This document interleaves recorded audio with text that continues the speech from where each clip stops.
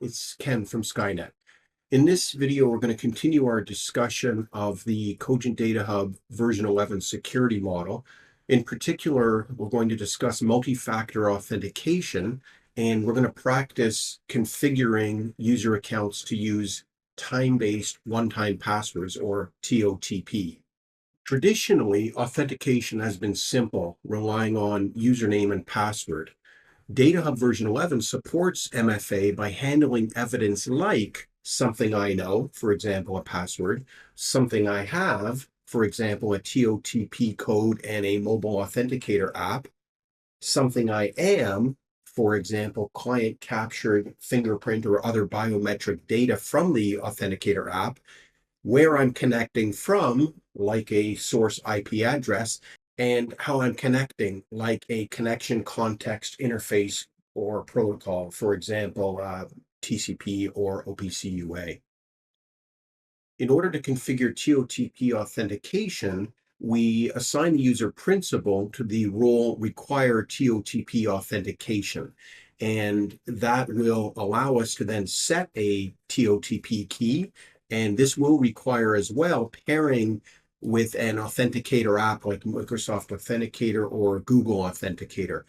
And then when we log in, the user needs to enter their password suffixed with the TOTP code. In this practice, we're going to use the following scenario. I want to add two new user accounts. RC user needs access to the remote config application, and WV user needs access to WebView.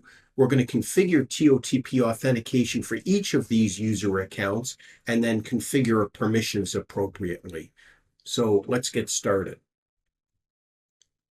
I'm going to return to my DataHub security user interface, and I'll start by adding the RC user account. It is a built-in account, and I will add a password of ABCD1234. Oh, let me just check that. Good. And do the same thing, remembering that I should generally use a complex password that includes uppercase, lowercase, numbers, etc. I'll hit OK on that, noting that by default, the roles of basic connectivity and required TOTP authentication are on. And so you'll see here that the RC user account does expect and support TOTP. It's not currently set, so we'll add a TOTP key. We really don't need to worry about a specific key. I'm happy to just generate a random key for this account. And then I should be able to show that QR code. We'll come back to that piece in a second. I also want to make sure that this particular user account and this principal has access to remote config. So I'm going to turn on or make this principal a member of the remote config role.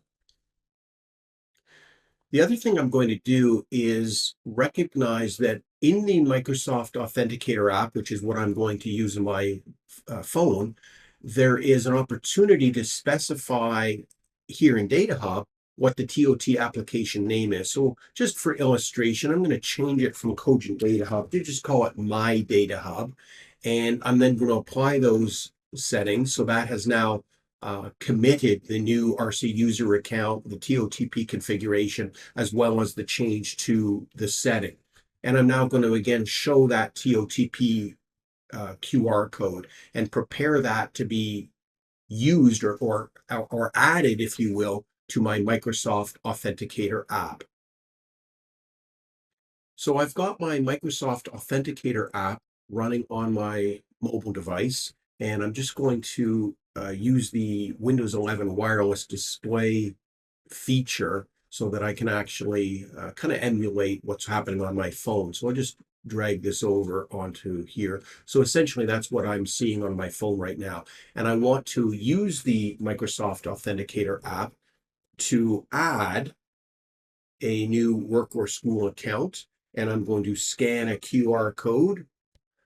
And as I now point that at the QR code on my screen, I can see that it has accepted that entry And as I have a look at the bottom of my list, I can see that I, in fact, have my new RC user account configured in Authenticator with the name, my DataHub, and the name of the actual account. And of course, I've got my 6-digit one-time password code cycling through there.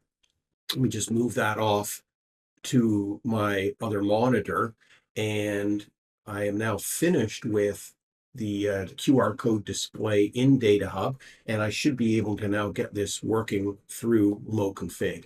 So let me just minimize or close these things, and I'm now going to jump over to remote config. So using our installed remote config program, launch that, and I should now be able to log in with RC user to my local host running on whatever port DataHub is running on. Our web server right now is configured to run on port 80, and I'm going to enter the password ABCD1234, but I also need to enter my TOTP. And so I'm going to jump back to my application, and I'm going to look at my code, and I'm going to enter it, 772637, and hit enter. And you'll notice that if the client app does not support separating the password and TOTP fields, you can just concatenate those together in the password field, and that should work. So we've now successfully logged in using our remote config username, password, and our 6-digit TOTP. And I can see that I have access to things like the event log, as well as my data browser. And so if I look at my data domains in my data browser, I can see there's DataPid1. I don't have any data right now, but I can see that, for example, if I start my DataPid program, I can see that I have good data. I'll just minimize DataPid, but I can see the data is there. So now that we have started remote config, I want to add my second user account. I'm going to do this one this time using the remote config UI instead of the native UI. The UIs are virtually identical. The difference being that in the native UI, we click the configure button to pop up the properties window, and in remote config, it's natively embedded within the plugin environment here. So I'm going to add a new account, just as I did before.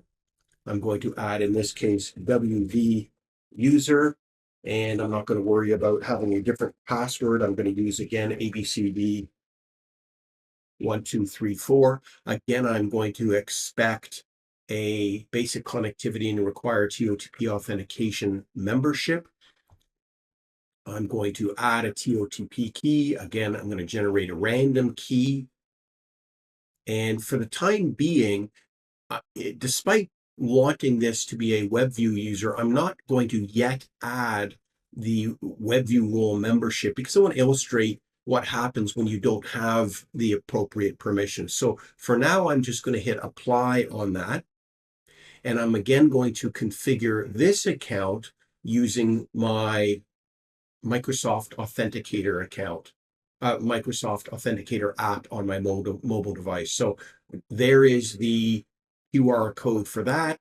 And I'm going to once again jump back onto my phone. This time I won't bother sharing my screen, but I'm just choosing to add another work or school account. I'm scanning my QR code. That's been accepted. I now have that second WV user account showing up in Microsoft Authenticator. So I should be able to close that. And this time, let's just minimize here and start WebView. And I'm going to try logging in with just my password. So the username is going to be WV user. The password is ABCD1234, and I'm purposefully not putting in my TOTP code, and I'm going to try to log in. And you'll notice that I get a message of invalid credentials. So a generic login failure message, which is what I expect. I'm going to now consult my Microsoft Authenticator app, and I'm going to type in the 6-digit code, and again, try to log in. And you'll notice the message is slightly different. This time it says the login failed because the user is not authorized to connect. Well, of course, we recall that when we were configuring this WV user account, we added the principal to the basic connectivity and required TOTP authentication rules, but we had not given it access to WebView, and I'm going to do that now. So I'm going to look at the available roles, and I'm going to choose WebView, and I'm going to choose All Data Reader. And so my WV user account now has access to WebView and to all data. So now we should be able to log in. So I will return to my WebView login screen. I've got my password in there, and I'm going to enter 808.880, enter my TOTP, and this time when we log in, we definitely are able to authenticate correctly, and we can see that we've got the WebView interface here. I should be able to open one of the demo pages. For example, I'm going to open circular gauges, and I can see that I actually have real data here, and that's a consequence of having DataPid running. I can see that that's the case because if I pause DataPid, all of my data stops. Start that again. You'll also notice that when I go into run mode here and I attempt to adjust my set point, it doesn't have an impact on any of the gauges. I'll do that again. I'm going to drag that around, and that's because the set point change is not being written to the back end. And again, that's a consequence of recognizing that I've specified the WV user account, or I've granted the WV user account only read permissions to the data domains. And that's because I've added it to the all data reader role as opposed to a full access role. So in this video, we've seen how to add user accounts and the impact of using multi-factor authentication. And in particular, we've configured a couple accounts to use TOTP, set those up on the Microsoft Authenticator app, and successfully authenticated using those accounts. Thanks for watching.